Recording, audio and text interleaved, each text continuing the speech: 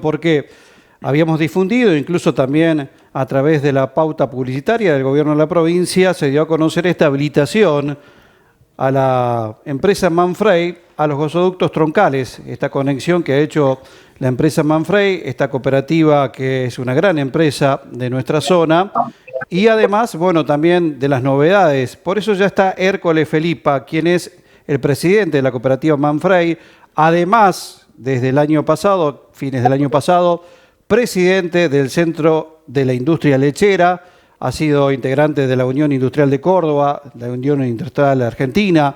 En la sociedad mixta también estuvo a cargo de la fábrica militar de aviones y por eso ya está ahí y nos aguarda Hércole, Hernán Coria y Andrea Falco para la televisión cooperativa de Brinkmann. Bienvenido, muchas gracias. Se nos fue, justo se nos cortó allí. Se nos cortó. Sí. Tiene que haber tenido alguna llamada por allí, entonces ya volvemos allí el contacto. Pero bueno, lo teníamos en línea y eso es lo importante. Un currículum importantísimo el que acaba de dar. Recordamos que Hércole Felipa hace ya 20 años que está al frente de Manfrey y nada más y nada menos reemplazó a alguien que conocimos, bueno, particularmente lo conocí muy de cerca, Miguel Paulón, que estuvo 20 años en el centro de la industria lechera, del SIL, ¿no? Bueno, Hércole, nuevamente buen día, gracias por atendernos. ¿Cómo están? Un gusto en saludarlos. Bueno, es un placer estar en su programa y compartir su audiencia. Bueno, Hércole, gracias. Hablemos de lo que ha sido esta habilitación a los gasoductos troncales para la empresa Manfrey.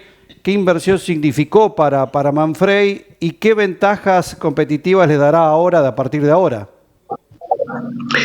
Bueno, la verdad que para nosotros es un acontecimiento muy especial, habida cuenta de que hace muchos años que venimos trabajando y gestionando por la necesidad imperiosa que nosotros tenemos de la utilización de este combustible. Teniendo en cuenta que para una industria de nuestras características es fundamental a la hora de medir y comparar la competitividad de tener un combustible como es el gas natural y no tenerlo. Esto en realidad es un viejo anhelo en donde nosotros venimos participando, incluso en algún momento habíamos avanzado en la construcción de una red propia desde San Francisco, que en su momento el gobernador Schiaretti, creo que fue su primera gestión o segunda, ya no recuerdo bien, nos había pedido de posponer esta idea, teniendo en cuenta que la provincia tenía en proyecto esta obra. Y fue precisamente desde nuestra empresa donde en su momento el gobernador hizo el anuncio cuando ya prácticamente se había caído el proyecto Se Crece, en una visita que hizo el gobernador Schiaretti a nuestra empresa y que desde acá hizo el anuncio de que la provincia se iba a hacer cargo de la obra. Indudablemente que nos pone en igualdad de condiciones con empresas, colegas nuestras, que ya hace mucho tiempo que vienen disponiendo de este combustible y que por otro lado no solamente genera una importante reducción en el costo, sino que además es un combustible mucho más limpio de lo que es el fuel oil. Más allá que nosotros en la generación de vapor, ya hace algunos años venimos utilizando un combustible alternativo que es gas sintético que se obtiene a través de biomasa, en este caso de chips de madera que se trae desde la provincia de Entre Ríos o desde la zona de las sierras cordobesas. Claro, Hércole, si mal no recuerdo, ustedes por el año 2016 habían generado, digamos, esta opción de un biodigestor, ¿no? Sí, en realidad no es un biodigestor, sino que es una cámara de combustión incompleta, como se llama, claro, que se somete la biomasa a una determinada temperatura. Esto genera un gas que es lo que utilizamos en las calderas. Claro. Pero este gas que utilizamos en calderas no la podemos generar en las plantas de leche en polvo que veníamos utilizando fuel oil y que a partir de ahora, o mejor dicho, a partir de la semana pasada, estamos utilizando gas natural. Una inversión de ¿cuánto estamos hablando? Porque el gobernador dio los números de la inversión y dijo que Manfrey con esta posibilidad la iba a recuperar en 3 o 4 meses. Sí, en realidad es un poquitito más, es una inversión que sí se recupera en muy corto periodo, pero es digamos, de mantenerse las actuales relaciones, sí, pero no nos olvidemos que el gas para las industrias en invierno aumenta su valor, Sí. con lo cual podrán ser 6, 7 meses. Pero es un Bien. periodo muy corto. Sí, se estaba hablando inclusive ya de un aumento en este momento del gas domiciliario y que sería trasladado luego hacia las Claro. industrias de entre un 6 y un 7%. Exactamente, exactamente.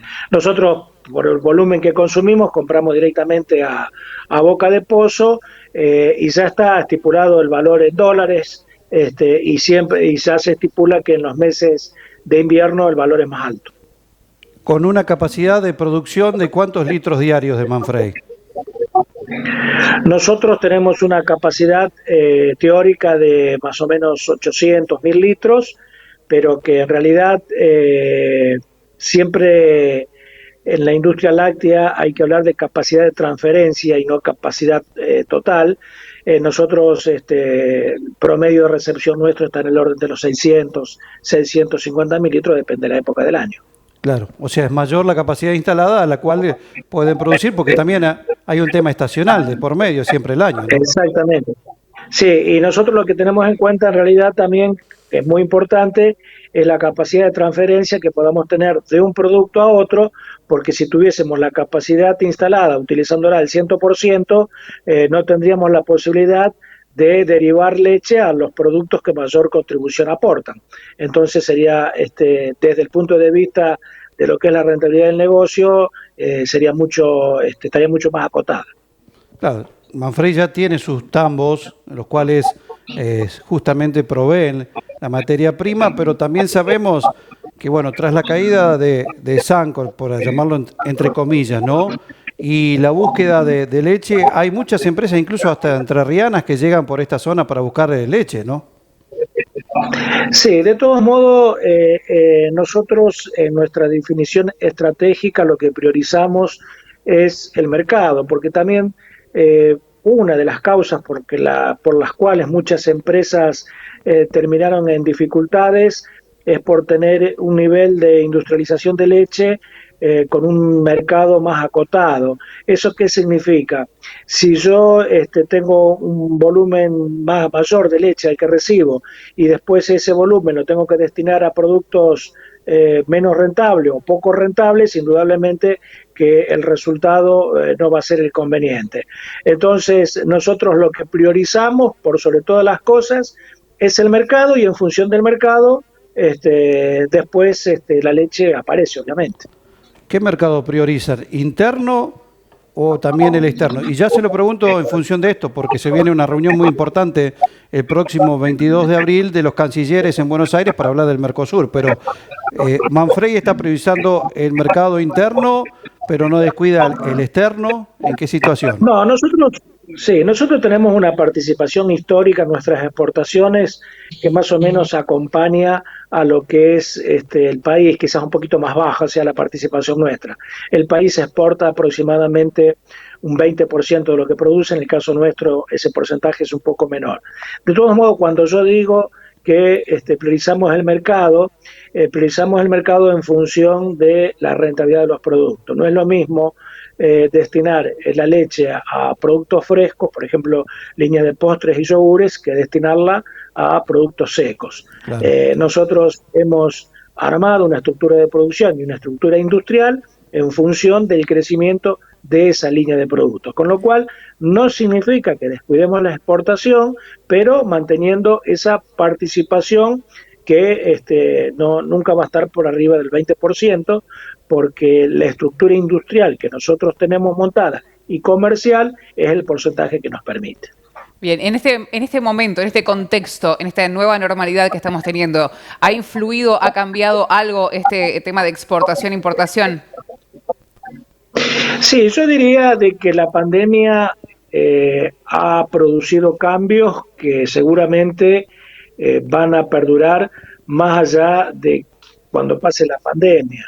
El trabajo a distancia, cuestiones que tienen que ver con los hábitos de consumo, muchas cosas, la virtualidad. La pandemia indudablemente ha producido cambios que se venían manifestando de una manera muy tenue y que la pandemia los ha acelerado, como por ejemplo el tema de la virtualidad, lo que nosotros estamos haciendo en este momento, Sí, sí, teniendo sí. una Exacto. reunión que es casi presencial, pero es a distancia. También produciendo importantes cambios en los hábitos de consumo. En los primeros meses de la pandemia, por allá abril, mayo del año pasado, ha habido un notable incremento de alimentos, precisamente porque las familias, a estar más tiempos en los hogares, hacía de que la comida casera haya tenido un incremento importante, con lo cual la venta de dulce de leche o de crema realmente ha tenido un crecimiento importante.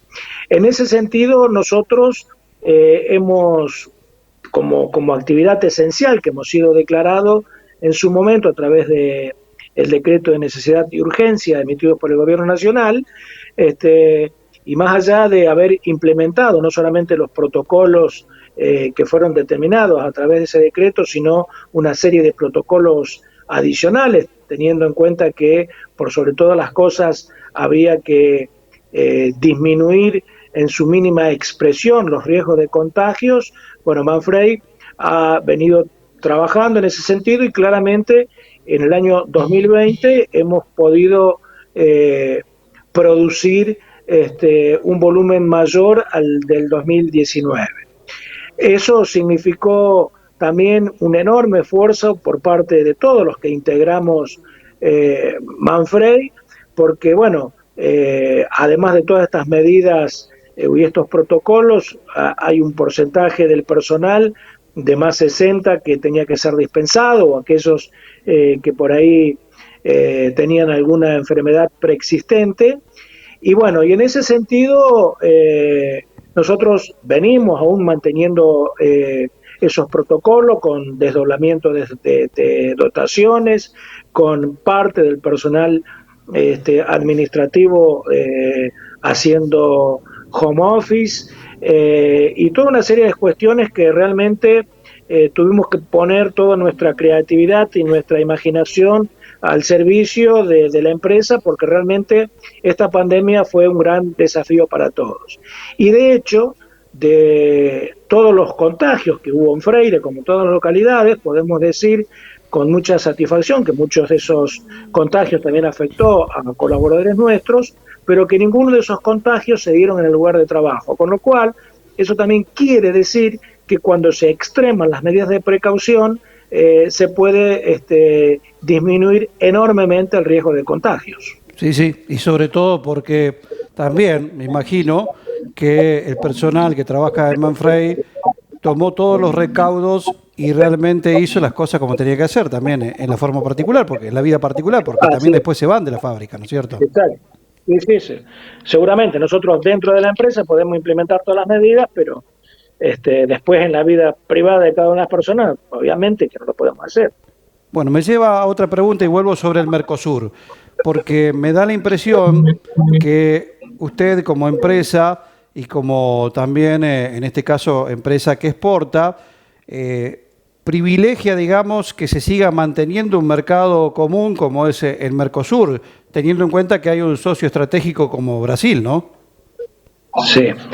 Bueno, yo creo que el gran desafío que tenemos como país, ¿no? Como sector, es precisamente trabajar y oxigenar el Mercosur. El Mercosur, lamentablemente, hace varios años que está en un proceso de estancamiento, e indudablemente que tenemos que entender los reclamos que están haciendo concretamente en este caso Uruguay, y en menor medida Paraguay. En el caso de Argentina y Brasil, yo diría que nos necesitamos mutuamente, porque Brasil es el principal destino de nuestras exportaciones y el principal destino de nuestras exportaciones industriales, que son las que realmente agregan valor. Y Argentina es uno de los principales destino, no el principal, uno de los principales destinos de las exportaciones brasileras. Sí. Por otro lado, también tenemos que entender de que el reclamo que hace Uruguay en cuanto a la necesidad de lograr acuerdos con terceros mercados o terceros países en donde se privilegien aspectos que beneficien también a los otros países, teniendo en cuenta que el aparato industrial de Uruguay es mucho más pequeño que el nuestro y en menor medida el de Paraguay. Entonces, necesariamente tenemos que entender esa necesidad y lograr acuerdos necesarios para que realmente el Mercosur pueda crecer intra-Mercosur, pero además pueda lograr acuerdos con otros bloques comerciales, como puede ser la Unión Europea u otros países, y sumar otros socios al Mercosur, como puede ser el caso de Chile, el caso de Bolivia, de otros países sudamericanos que le darían realmente una mayor solidez al bloque económico. La última que le hago, y le agradezco ya por el tiempo. Usted hace, si no me equivoco, casi 20 años o 20 años que está al frente de Manfrey y ahora paradójicamente asume desde fines del año pasado el Centro de la Industria Lechera, el CIL, reemplazando a un hombre que estuvo 20 años al frente como Miguel Paulón, que se retiró por una cuestión de salud. Digo, asume un nuevo desafío pensando que había varios candidatos, pero que el propuesto que llegó, me parece, desde el norte de la provincia de Santa Fe, esto de que se sume usted, asume este nuevo desafío al frente del Centro de la Industria Lechera, un cargo más que importante porque aglutina todo lo que es la industria, ¿no? Sí. A ver, asumido este rol presidiendo la Cámara que agrupa las principales empresas lácteas del país, para mí, en lo personal, es un gran desafío, en donde yo en mis años, no solamente como dirigente de Manfrey, sino como usted me presentó al principio, con alguna experiencia en la dirigencia empresaria, Unión Industrial, Cámara de Comercio Exterior y demás, creo que es un desafío y a la vez una oportunidad de poder amalgamar intereses de los dos principales eslabones que componen la cadena, como es la producción primaria y la industria. Si bien es cierto que el Centro de Industria Lechera es una cámara que agrupa la industria lechera, pero también yo soy un productor tambero, con lo cual me permite tener una mirada mucho más amplia. Y esa mirada no necesariamente implica que hay una puja de intereses, sino por el contrario. No podemos concebir a la actividad cuando alguno de los eslabones no está bien. No son los únicos, está el consumidor, está el comercio, pero la agenda que tenemos que tener entre la producción primaria y la industria, hay un montón de temas que son comunes, y en la medida que esos temas que son comunes podamos trabajarlos de manera conjunta, indudablemente que nos posicionará como sector de una manera mucho más eficiente. Y ese es el gran desafío que yo me he puesto y vengo dialogando con todas las entidades de la producción a nivel nacional para realmente tener esta agenda, o mejor dicho, no digo una agenda única, tener temas comunes de agenda que nos permitan plantear en los distintos ámbitos de los gobiernos nacionales y provinciales la problemática que hoy nos está afectando y que nos impiden realmente crecer como sector. Sí, yo recuerdo desde el año 2005 a esta parte, durante varios años, momentos duros entre las mesas de lechería, entre el CIL por la formación del litro de leche, el precio del litro de leche, lo recuerdo muy bien, muy presente, lo tengo, muchas veces lo hablamos con Paulón, y esto de, creo, por lo menos lo que usted pretende de esta amalgama, será muy bueno porque también va a permitir coordinar, pero también congeniar a la vez, ¿no?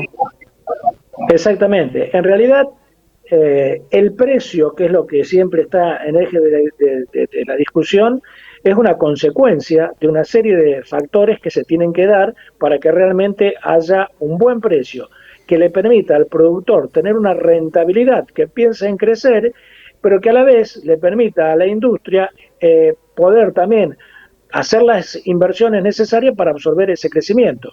O sea, no podemos concebir que le vaya bien a uno y le vaya mal al otro. Debe ser realmente una suma positiva y que nos vaya bien a todos. Pero usted tiene la visión, la doble visión. Si le va mal a uno, no le va a ir bien al otro. Es así, porque definitivamente se necesitan. Hércoles, le agradezco. Ha sido muy amable, una charla realmente muy productiva si hablamos de producción y lo invitamos a seguir charlando porque hay muchos temas para hablar y le agradezco por su predisposición y bueno, ya se lo dije por privado, también felicitaciones porque ha tenido también un compromiso, un hijo que se ha casado, así que bueno, felicitaciones también, ¿eh? Al contrario, ha sido un gusto estar en su programa. Que pase buen día. Gracias. Hasta luego. Bueno, Hércoles Felipa, un dirigente de mucha trayectoria. Nos faltó decir que fue